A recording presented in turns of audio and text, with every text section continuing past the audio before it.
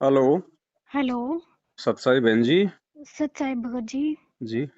परमात्मा की दया से आज मेरा नंबर लग ही गया। जी। आ,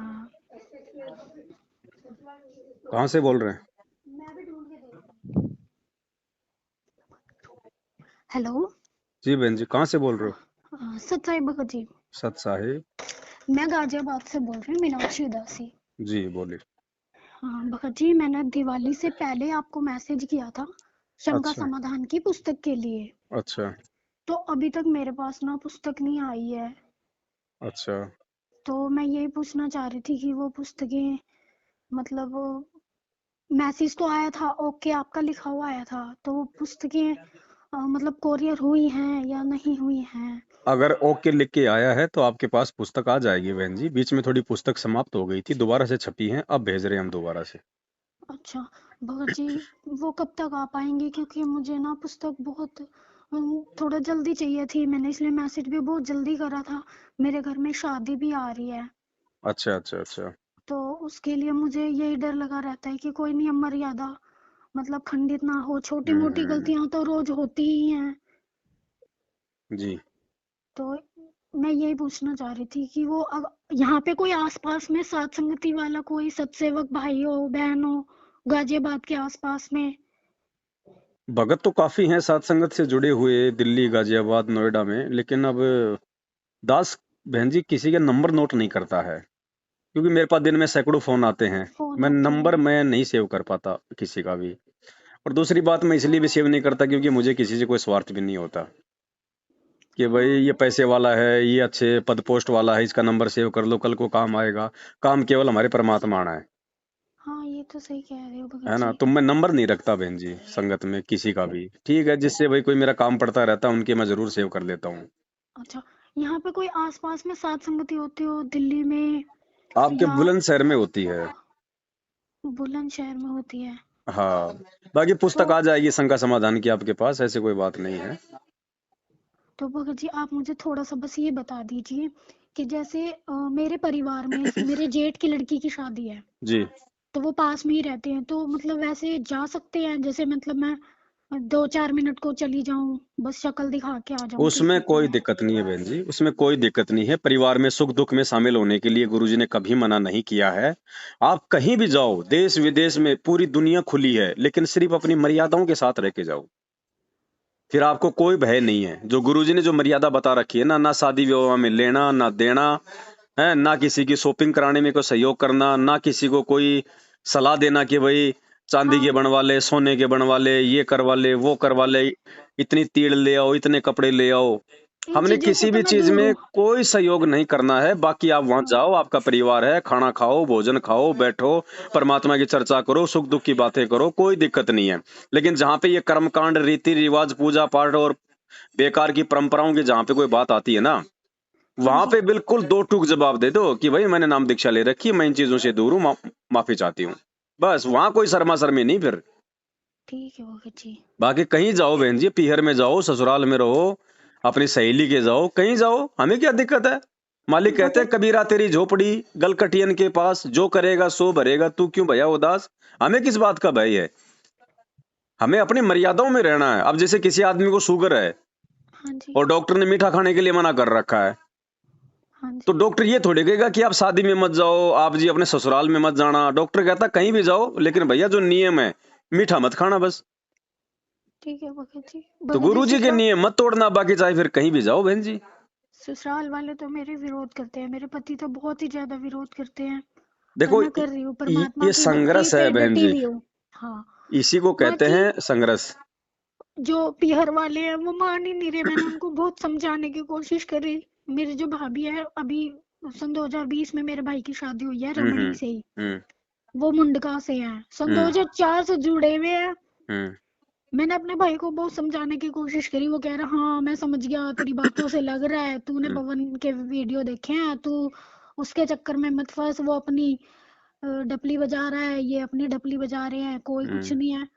उसने उल्टा मुझे ही पाठ पढ़ा दिया। उस दिन मुझे परमात्मा अभी सपने में दर्शन दिए। परमात्मा मतलब मैं उनको दंडवत प्रणाम कर रही थी, तो उनका ध्यान मेरी तरफ नहीं था, वो किसी और को देख रहे थे और गुस्से से में नाराज से हम्म। मतलब बहुत मायूस से, उनका ध्यान कहीं दूसरी तरफ था, वो मुझे नहीं देख रहे थे। और मैंने उनको बोला 2-3 बार, जैसे दंडवत प्रणाम किया, तो वो मैंने उनको 2-3 बार बोला कि गुरुजी दंडवत प्रणाम, दंडवत प्रणाम। तो बोले हाँ हाँ हाँ ठीक है बेटा ठीक है।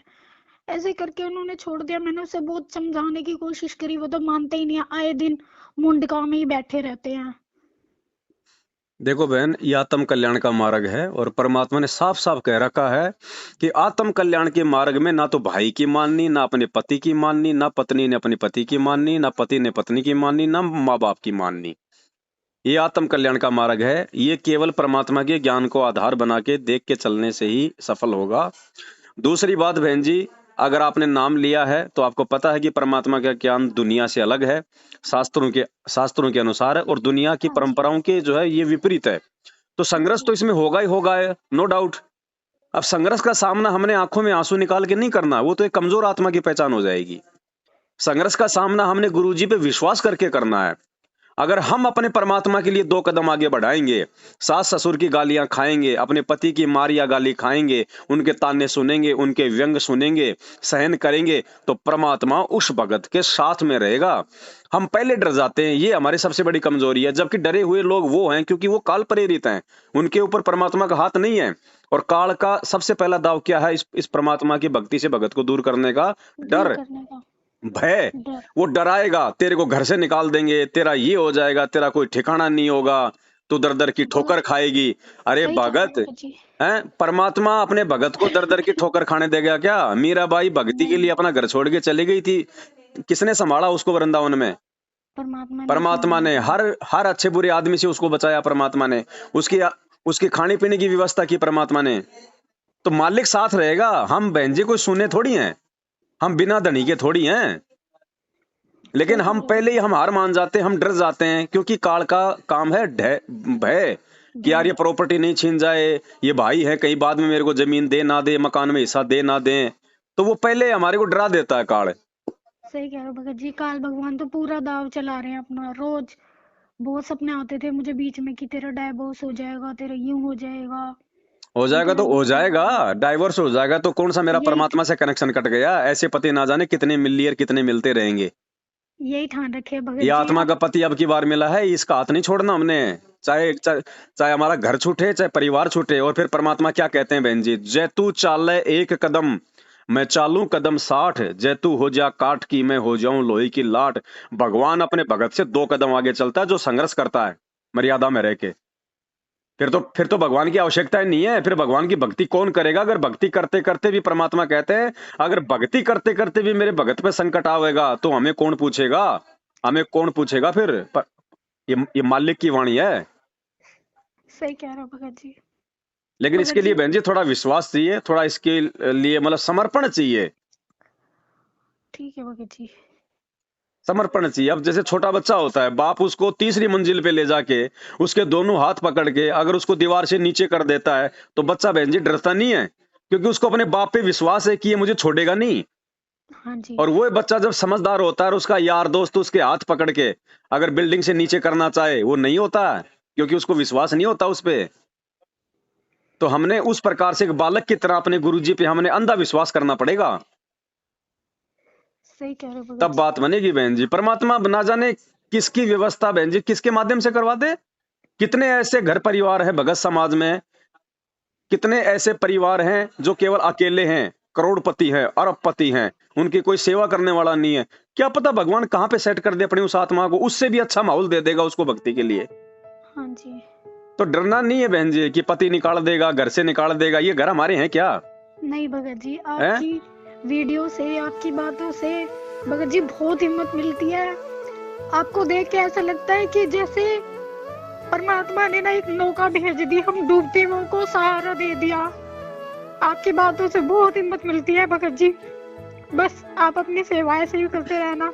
आपकी वीडियो देख के इतनी दृढ़ता आती है, मैं अपने घर से बाहर नहीं जा सकती, अपने घर में ही भक्ति पूजा करती हूँ, अपने परमात्मा को अपने हृदय में लेके चलती हूँ। बहुत सत्संगति की वीडियो मैं घर में ही बैठ के देखती हूँ, इतनी दृढ़ता आती है, इतना विश्वास बढ़ता है। आपको देख देख के ऐसा लगता है कि परमात्मा हमारे साथ ही है, हमारे बीच में ही है। और मतलब परमात्मा ने आपको खड़ा कर दिया। आप कुछ नहीं हो, आप कुछ नहीं बोलते, लेकिन जो आप बोलते हैं वो परमात्मा के शब्द होते हैं। परमात्मा हमें राह दिखाते हैं। अब हमारी भक्ति की सांसें हो, जो भक्ति या जो हमारी श्रद्धा दम तोड़ रही थी, वो कहीं ना कहीं आपके सहारे परमात्मा ने जिंदा कर दी।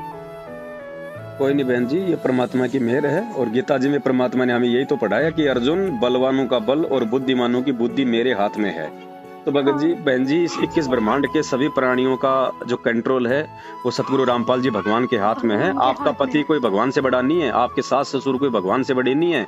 परमात्मा जब चाहेगा उनका वॉल्यूम अप डाउन कर देगा। जो आज का विरोध कर रहे हैं, कल आपको अपने हाथों पे रखेंगे। लेकिन उसके लिए हमने भी तो थोड़ा सा दृढ़ होना पड़ेगा। वो भगत जी, कुछ परमात्मा फर्क नहीं पड़ता, परमात्मा वो हाथों ने पे रखे या न रखे, बस परमात्मा साथ बिल्कुल रहे, बिल्कुल परमात्मा के चरणों में पड़े रहे, परमात्मा अपने चरणों से लगाए रखे, और कुछ नहीं चाहिए। बिल्कुल। मालिक ने कहा ना एक सत्संग में कि भगत को चाहे अपना कति सर्वनाश होता दिखाई दे, लेकिन तुम विश्वास करना एक बार अपने भगवान पे, वो तुमसे दूर नहीं है। गुरुजी ने कहा कि दो लाला जी आपस में लड़ रहे थे। एक ने कहा कि मैं तेरे बाट मारूंगा, दूसरा बोला मैं कौन सा ठाली बैठूंगा। तो जब हम अपने गुरुदेव भगवान के भक्ति मार्ग में अपने गुरुदेव जी के पच्चिनों पे चलते हुए, बहन जी 27 साल से ये भगवान, इसको क्या जरूरत थी इस गंदे लोक में आके और 2 कोड़ी के जीवों की गालियां खाने की, पुलिस वालों के डंडे खाने की, रिमांड सहन करने की। जब ये भगवान हमारे लिए इतना संघर्ष कर सकता है, तो हम नीच अपने आत्म कल्याण के लिए थोड़ा सा भी नहीं कर सकते? नहीं, सही कह रहे हो भगत जी। और वो थोड़ा सा भी हमारे कर बाप ने लेंगे तो ना, तब बहन जी कहा है। उसी समय वो परमात्मा हमारा साथ देगा। क्योंकि जो खुद अपने आत्म कल्याण के लिए जागरूक नहीं है, जो छोटी छोटी बातों पे संघर्ष ना करके और अपने परिवार रिश्तेदारों से मिल के जो है समझौता कर लेता है, वो बहन जी कभी भी इस भक्ति मार्ग पे लंबी रेस का घोड़ा नहीं बन सकता। 2 नाव की सवारी का मार्ग नहीं है ये। भगत जी, आप हिम्मत रखो, परमात्मा साथ में है बहन जी। परमात्मा से बढ़ के कोई नहीं है। ठीक है भगत जी। पता नहीं कब परमात्मा इनके दिमाग में क्या प्रेरणा कर दे और ये आपको परेशान करना छोड़ दें। बहुत सारे एग्जाम्पल ऐसे, जिन माता बहनों को घर में दीपक नहीं जलाने दिया जाता था, जिनको खुल के आरती नहीं करने दी जाती थी, लेकिन उन्होंने संघर्ष नहीं छोड़ा। तो गुरुजी ने क्या कहा कि उस घर में जब तुम भक्ति करोगे ना संघर्ष में, उस भक्ति का प्रभाव, भले तुम मन ही मन में मंत्र जाप करो, मन ही मन में तुम आरती करो, तुम उस दबाव में, लेकिन उससे भी उस सूक्ष्म प्रभाव भक्ति का उस पूरे परिवार पे पड़ रहा है। जैसे आप अपने घर पे हलवा बनाओगी तो आड़ोस पड़ोस में महक जाएगी कि नहीं जाएगी? बिल्कुल जाएगी। आज नहीं तो 4 दिन बाद जब रोज महक जाएगी तो उनके मन में भी हलवा बनाने की प्रेरणा होगी कि नहीं होगी? बिल्कुल तो होगी। ऐसे ही आपके द्वारा उस घर में भक्ति करते रहने से, चाहे सुख में चाहे दुख में, परिवार के सभी सदस्यों पे असर पड़ रहा है और उसी के चलते एक दिन वो शांत होंगे। और काल यही चाहता है, काल क्या करता है बहन जी कि ये भी भक्ति छोड़ दे और इसके भक्ति करने से दूसरे प्राणी जो परमात्मा की शरण में आना, मतलब परमेश्वर के शरण में आने की जो प्रोसीजर जो वो तैयार हो रही है ना सूक्ष्म रूप से, वो भी रुक जाए। तो हमने ज्ञान से इन चीजों को समझना पड़ेगा। अगर हमने हार मान ली तो परमात्मा का काम जो है वो ठप हो जाएगा। फिर वहां पे हम अपना भी काम बिगाड़ेंगे और जो हमारे माध्यम से जो दूसरे प्राणियों पे जो भक्ति का जो संस्कार बन रहा था वो भी नहीं बन पाएगा। जी बाबा जी। और फिर दूसरी बात बहन जी, परमात्मा कहते हैं कि जब तुम शरीर छोड़ के जाओगे यहाँ से तो काल तुम्हारी परीक्षा लेगा। 14 करोड़ यम के दूत आएंगे, तुम्हें लोभ देंगे, लालच देंगे, डराएंगे, धमकाएंगे। और जब हम यहाँ पे 2 कोड़ी के जीवों से डर रहे हैं तो 14 करोड़ का सामना कहाँ से करेंगे? ये भी तो हमारा एक रिहर्सल करवा रहा है परमात्मा। जी बाबा जी। है मालिक कहते हैं कि द्वार धनी के पड़ा रहे चाहे धक्के धनी के खाए, 100 काल जग जोर ही पर द्वार छोड़ना। तो ये काल की तरफ से आपकी भक्ति छुड़वाने के लिए पूरा प्रयास है बहन जी। और ये देखो सबके साथ होता है, ऐसी बात नहीं है। आपको ये पारिवारिक समस्या है तो किसी को आर्थिक समस्या है, तो किसी को ऑफिस वालों की समस्या है, तो किसी को रिश्तेदारों की तरफ से दबाव है, तो किसी को कोई शरीर का रोग है। सबको दिक्कत है, लेकिन परिस्थितियां अलग अलग हैं। और ये परिस्थितियां भगवान की जो है उस शरण में रहने से, परमात्मा से बार बार जो है दंडवत करके प्रार्थना करते रहने से ही शांत होंगी। दूसरा इनका कोई उपचार नहीं। बाकी आ जाएगी शंका समाधान की पुस्तक आपके पास में, परमात्मा ने उसमें और भी बहुत सारी बातें थोड़ा विस्तार से लिखवाई हुई है, आप देख लेना। इसीलिए मैं सोच रही थी वो आ जाती तो मुझे थोड़ी सी आसानी हो जाती आगे। और भगत जी एक बात और पूछना चाह रही थी, मेरे हस्बैंड ना मुझे घर में खर्चे को पैसे नहीं देते हैं, मतलब बहुत कम देते हैं, चिटर पुटर में देते हैं डेली। हमारा मेडिकल स्टोर है। अच्छा। तो मैं परमात्मा का 10वें अंश का पैसा नहीं निकाल पाती। मैं मतलब डेली निकाल सकती हूँ फिर? कोई दिक्कत नहीं, जितना आपको देते हैं ना उस हिसाब से जितना आप जी निकाल सकती हो आप निकाल लिया करो। और ऐसी परिस्थिति में अगर नहीं भी निकल पाता है हाँ जी। तो भी वैसे तो कोई दोष नहीं होता है, क्योंकि मालिक अंतर्यामी है, परमात्मा को सारी स्थितियों का पता है। लेकिन फिर भी बहन जी परमात्मा ने हमारे को एक किसान का उदाहरण दिया था कि किसान चाहे कितना गरीब क्यों ना हो लेकिन वो बीज जरूर रखता है। हाँ जी। वो बीज की व्यवस्था जरूर करता हो, चाहे वो खुद खाए ना खाए अनाज, लेकिन बीज जरूर लाएगा। चाहे उधार में लाओ, चाहे मांग के लाओ, चाहे जो मर्जी लाओ। हाँ जी। तो 10वां अंश हमारा बीज है बहन जी। सुख दुख में हमें ज्यादा नहीं तो थोड़ा निकाल लो। 10% नहीं निकल रहा तो 5% निकाल लो। जी भगत जी। ठीक है भगत जी। अच्छा, दूसरा मैं कह रहा था बहन आपकी ऑडियो में डाल सकता हूँ अगर आपको कोई दिक्कत ना हो तो? ग्रुप में? हाँ, हाँ बिल्कुल भगत जी, क्योंकि बहन जी डालो। देखो अब आपको भी अगर मालूम पड़ा है इन बातों का तो देखो किसी न किसी की ऑडियो वीडियो सुन के ही मालूम पड़ा है। और कोई हाँ गलत भगत बात जी। हम कोई करते नहीं है बहन जी। अब इन्हीं नहीं चीजों भगत से जी। तो भक्तों में दृढ़ता और वो चीज आती है बहन जी। नहीं भगत जी, बहुत दृढ़ता आती है। आपको देख देख के तो ऐसे मतलब लगता है जैसे कोई मरता हुआ जीता है ना, इस तरीके से लगता है भगत जी। डाल देना, कोई ऐसी बात नहीं है। चलो ठीक ठीक है बहन जी, है ना? ठीक है भगत जी। सत सच साई ही। सत साई। जय हो बंदी छो।